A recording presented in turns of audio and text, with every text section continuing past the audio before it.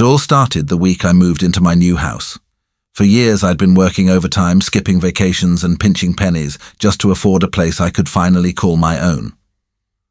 The moment I stepped onto the back deck and looked at that sparkling blue pool, I thought, this is it. This is my dream. The first night, I slept like a rock.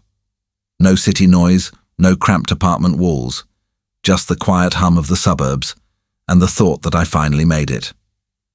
But peace didn't last long. The very next morning I woke to the sound of splashing, laughter, and was that music? I stumbled outside, half awake, and froze. There, in my private pool, was a full-blown pool party. Loud music blasted from a Bluetooth speaker, floats bobbed across the water, and 3 women were lounging in my chairs like they owned the place. At the center of it all, Karen. Every neighborhood has one, but this Karen was infamous. Straw hat, oversized sunglasses, smug smile plastered across her face. She radiated entitlement. I told them flat out they were trespassing. Karen barely glanced at me. "Who are you?" she asked, like I was interrupting her morning swim. I told her I was the new owner. She scoffed and claimed she wasn't informed of any sale. Apparently she had contacts with the realtor, and if my story were true, she would have known. The arrogance in her voice made my blood boil. I repeated myself. This was my home, my pool, and they were not welcome. Karen finally stood, dripping on my deck, and gave me a tight-lipped smile. "We'll see about that," she said, before strutting out through the gate like she owned the key. That night I sat in my living room staring out at the pool. I had just met my worst nightmare, and something told me this woman wasn't done. The following day I decided to get ahead of the problem. I installed security cameras with wide angles covering the entire backyard, especially the pool. I also hammered up bold yellow signs on the fence. Private property, no trespassing. That should have been enough. But Karen wasn't just anyone. Over the next week the footage didn't lie. Every time I left for work she was there. Sometimes she came alone, lounging in my chair with a book like she owned the place. Other times she brought friends, snacks, even floats I'd never seen before. And here's the kicker. There were no signs of forced entry. That's when it hit me. She had a copy of the old key. Furious, I took my evidence straight to the HOA president. Big mistake. The president listened with that dead-eyed, bored expression that told me everything before she even opened her mouth. "Well, there's not much we can do about that," she said casually. That's when I learned the truth.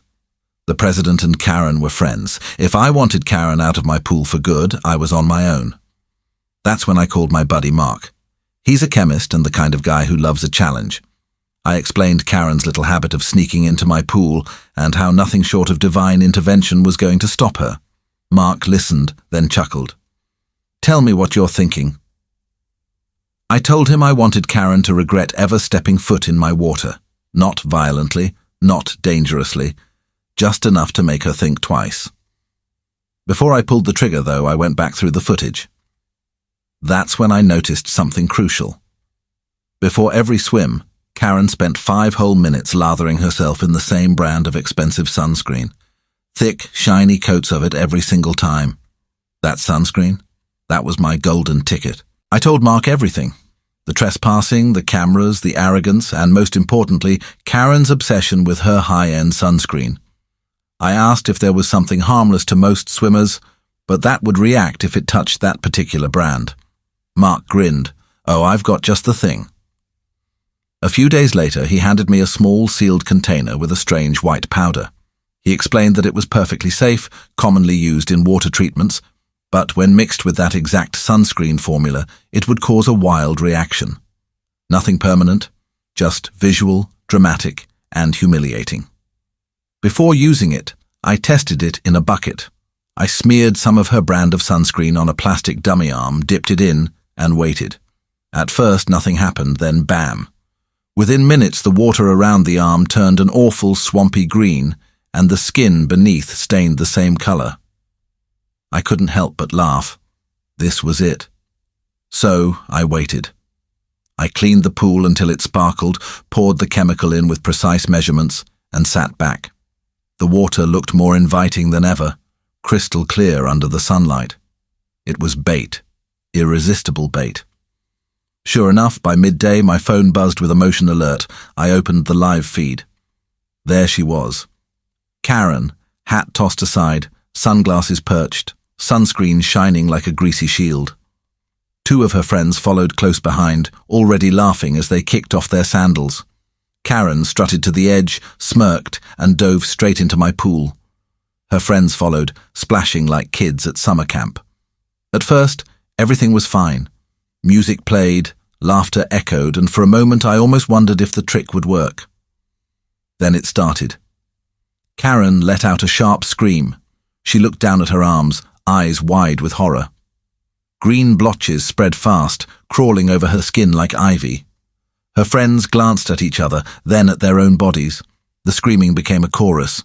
They thrashed toward the edge, slipping, tripping, clawing at the sides. The more they rubbed, the greener they got. It looked like something out of a superhero movie gone wrong. Karen, half dripping, half glowing neon swamp, scrambled for her phone. She hit record and started ranting into the camera. "This man poisoned me! This is assault! You'll all see! He's finished!" She stormed out of my backyard, dripping green water across my deck, shouting like a banshee. Within hours, her video was online. But instead of sympathy, the internet had a field day. Memes popped up everywhere. My favorite? Someone dubbed her the Incredible Sulk. By the time I got home, my driveway looked like a stage. Neighbors gathered, some pretending to check mail, others openly recording. Karen paced back and forth like an angry Hulk in flip-flops, skin still stained green. The smell, a mix of burnt plastic and rotten eggs, hung in the air. The moment she saw me, she charged. "You'll pay for this!" she screamed, jabbing her finger at my chest. I calmly pulled out my phone, hit record and smiled. "Smile for the camera, Karen." That only fueled her rage. She shouted about lawsuits, chemical burns, and how she'd sue me until I lost the house. Her friends, still blotched green, tried to hide behind her, but the neighbors' laughter was relentless. Even the HOA president showed up, face pale as if realizing she had backed the wrong horse. 2 days later, Karen followed through with her threat. She marched into the police station ranting about chemical assault and attempted murder, but the officers had already seen the videos, and more importantly, my camera footage proving she trespassed multiple times. The pool additive? Harmless, commonly available, and completely legal. When she admitted on record that she'd been using my pool without permission, the case collapsed instantly. Case dismissed. The fallout was brutal. The HOA distanced themselves from her, neighbors stopped inviting her to events, and the memes just wouldn't die. Local teens nicknamed her Shrek's cousin. Weeks later, faint green stains still clung to her elbows and knees. As for me, I finally got what I paid for, peace. My backyard became the private oasis I always dreamed of. That weekend, I swam alone with a drink in hand, replaying the moment her smug face morphed into panic as the green spread. Justice had been served. Poolside. So what do you think? Did Karen get what she deserved, or should I have gone easier on her? Drop your thoughts in the comments, and don't forget to like and subscribe for more HOA showdowns just like this.